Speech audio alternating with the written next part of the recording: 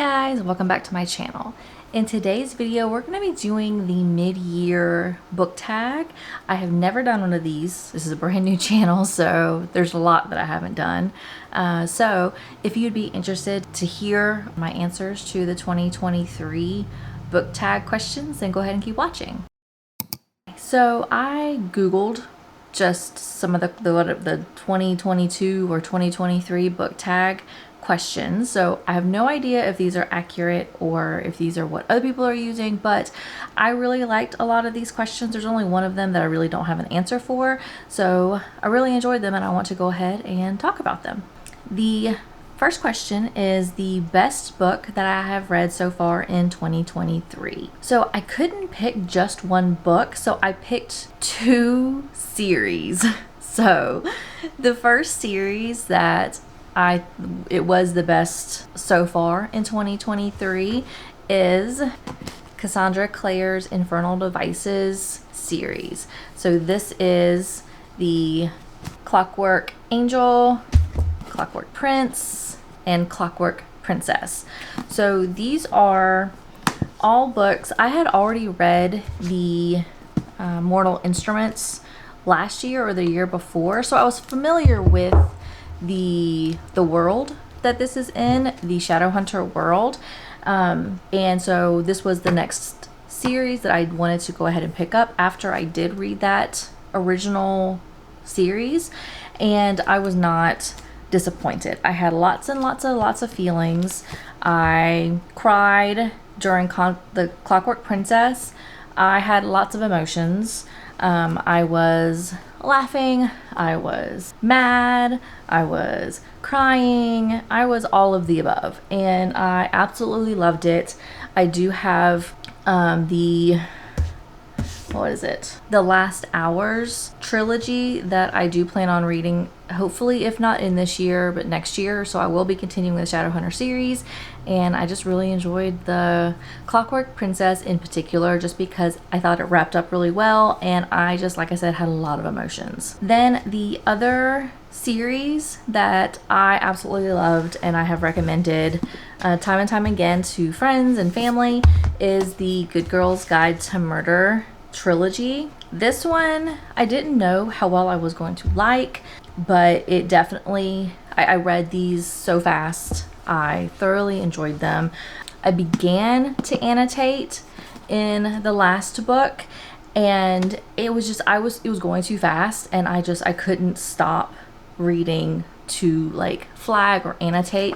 I did have in this book a like sticky on part 3 where it just said, oh my god, what is happening? Like, it was such a good series. I thoroughly enjoyed it. Holly Jackson is a really good writer with YA, and I just really enjoyed it. The second question is the best sequel that I have read in 2023.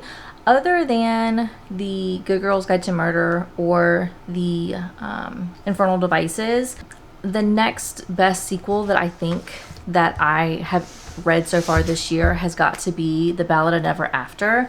This is book 2 of the Once Upon a Broken Heart series. The third book is coming out in, I believe, September, and I cannot wait for it to come out. And I really enjoyed this. Was a really quick, easy read, fantasy, romance. I love Jax. I cannot wait. This one ended again in another cliffhanger where you're just like, oh my god, what is happening? And it was so good. I cannot wait to read the last book. This was definitely a great sequel to read for 2023. The next question is the new release that I haven't read but want to, and that's got to be Fourth Wing. It was funny with that book in particular before it blew up on Book Talk and BookTube and all of that. I actually saw it, a lot of copies at Target with the sprayed edges, and I actually picked it up and I was like, this is very rare that you see at Target a book with sprayed edges.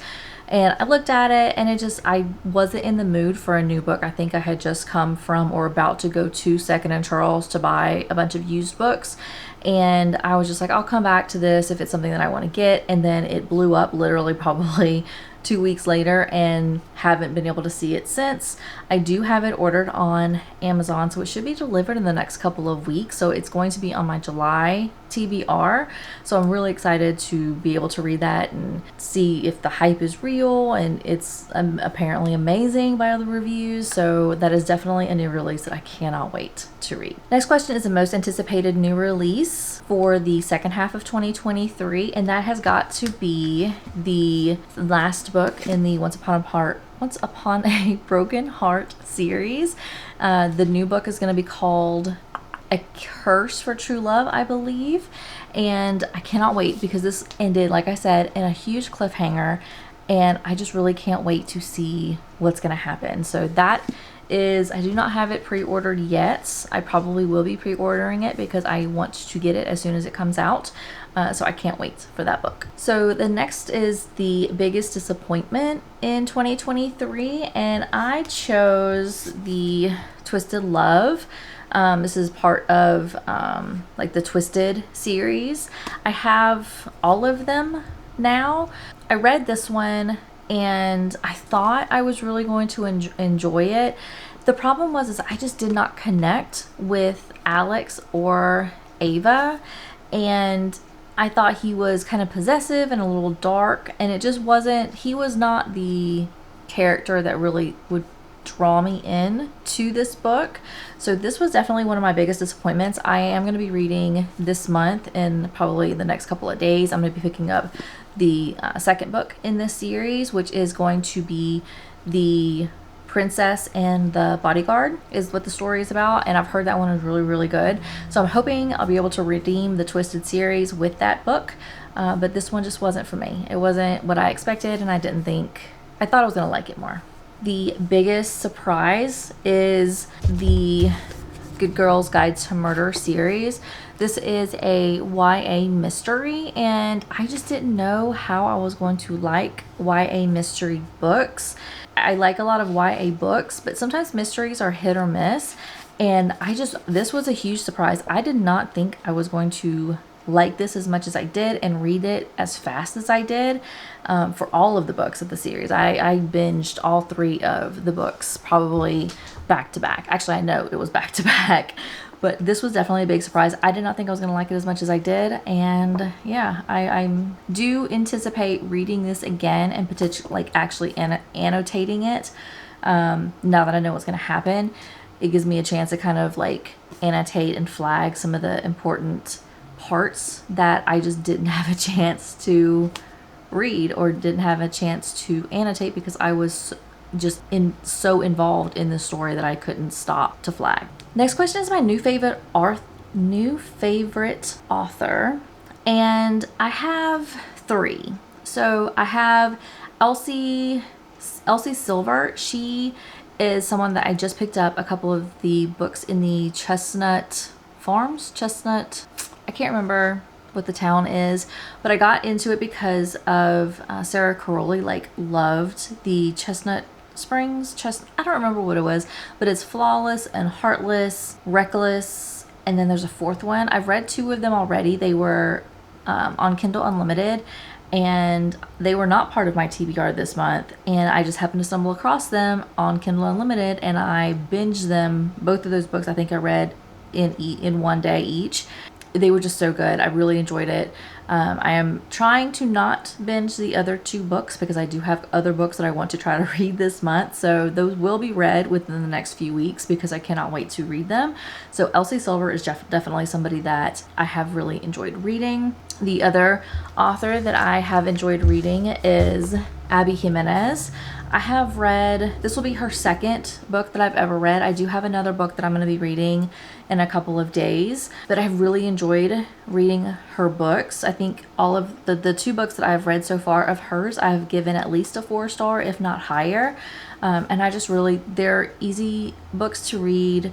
I really like the characters, and I just really like her writing. And then the last author is Holly Jackson, which was in A Good Girl's Guide to Murder. It again was just something like, if I can read it in a day, like if I open this book and I can't stop reading it until it's done, that means it's a really good book to me. And if I'm able to read more than one book by the author and have the same feelings, then it's definitely an author that I'm really going to enjoy. The next question is my newest fictional crush.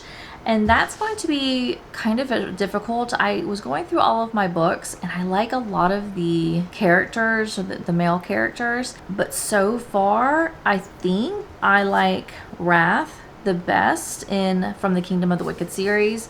He's that, like, from the first book, you think he's like a bad guy, or he's kind of snarky and, you know, kind of mean or cold, but he's kind of funny also.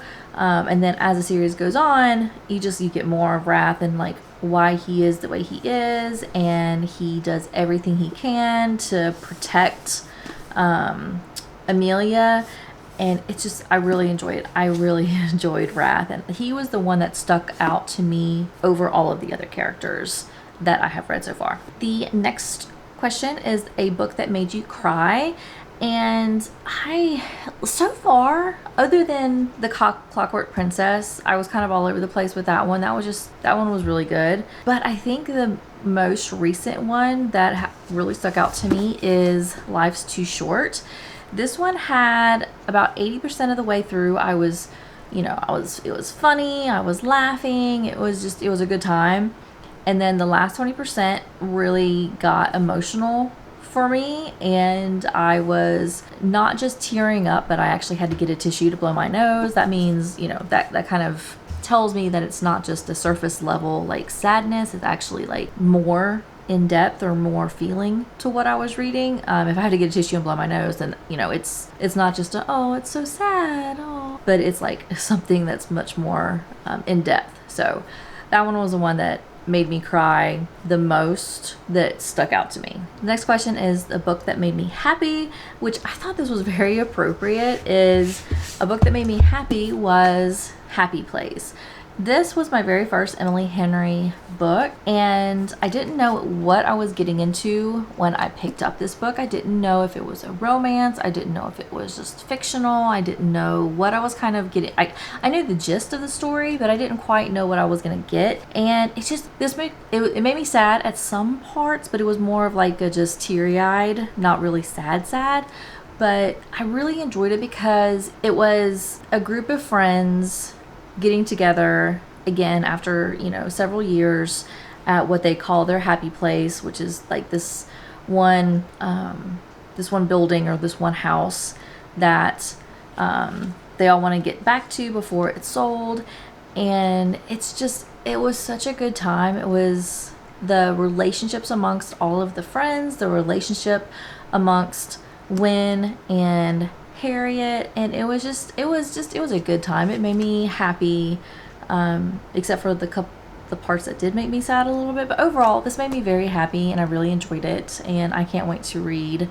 I think I have Beach Read already. That's gonna be part of my next month's TBR, so I can't wait to pick up another Emily Henry book and see if I get the same feelings as I did from Happy Place. The next question is a question I couldn't answer, and it is the best movie adaptation of a book that I've read so far this year. And the only thing that stuck out to me was Daisy Jones and the Six, but I didn't enjoy that book. It wasn't a book that really, I didn't care for that book. I know a lot of people love that book, but it just wasn't my cup of tea, and I didn't enjoy it. I watched a couple of the episodes so far of Daisy Jones, and it was, again, not really my cup of tea, so it wasn't for me. I am going to continue to watch the series, but it's just not something that I've been wanting to watch and binge and see exactly how they portray the story in that TV show. So it's just, I really couldn't answer it because Daisy Jones and the Six is the only one that I can think of, but again, I don't really care for it. The next question is another question I really couldn't answer, and it is my favorite post that I have written. I don't write reviews on Goodreads. I think I've only written one review ever on Goodreads, and that was a 1-star review a couple years ago. And so I don't write reviews on Goodreads, so can't answer. The next question is the most beautiful book that I have bought this year, and I have two books. The first book is The Ballad of Never After. I just really love the look of this book. I also have the signed copy. I got this at a used bookstore. I don't know how I got a signed copy at a used bookstore, but you know, yay. I like that. That's awesome. So I really enjoyed this book. Sorry for the glare. And then the next book that I think is so pretty. Again, I bought it at a used bookstore, and that is the Chain of Thorns book. I really like the look of this book. Like I can't wait to read this book. I'm very intimidated though because it is huge and it's over 700 pages, but it's so pretty and I can't wait to read this soon. And then the last question of this booktube tag, or this mid-year Freakout mid-year book tag, is what books do you really want to read before the end of 2023? And I want to finish reading Throne of Glass. So I have now just yesterday finished book 3. If you count the prequel, it's book 3. It's The Crown of Midnight. I just finished it. I have the rest of the books here. I have been trying to read one book of that series every month, just because I don't want to get burnt out on the series, and I don't want to read them like back to back to back because I don't want to take a chance of not wanting to finish it. So I really want to finish Throne of Glass, and the only reason I want to finish it is because I want to read ACOTAR, and I don't want to read that. I don't want to read too many series at the same time, but I want to read ACOTAR, and then I also want to pick up the Last Hours from Cassandra Clare. So I'm trying to finish, and I can't. I'm going to finish before the end of the year the Throne of Glass series, and that's kind of my that's part of my drive for this year's book list, book TBR. This 2023 TBR is to finish the Throne of Glass series so I can pick up the rest of the series that I have that I don't want to start until I get done with that one. So that is all of the questions for the 2023 book tag video. Mid-year Freakout. I don't know exactly what this is called. Some people say it's the mid-year review. Some people say mid-year Freakout. I don't know what I'm gonna call it, but that's my mid-year question and answer something. I don't know. I'm new to this. You gotta give me some time. So that is all that I have. Thank you so much for watching. Please make sure you like and subscribe, and I will see you in my next video. Bye.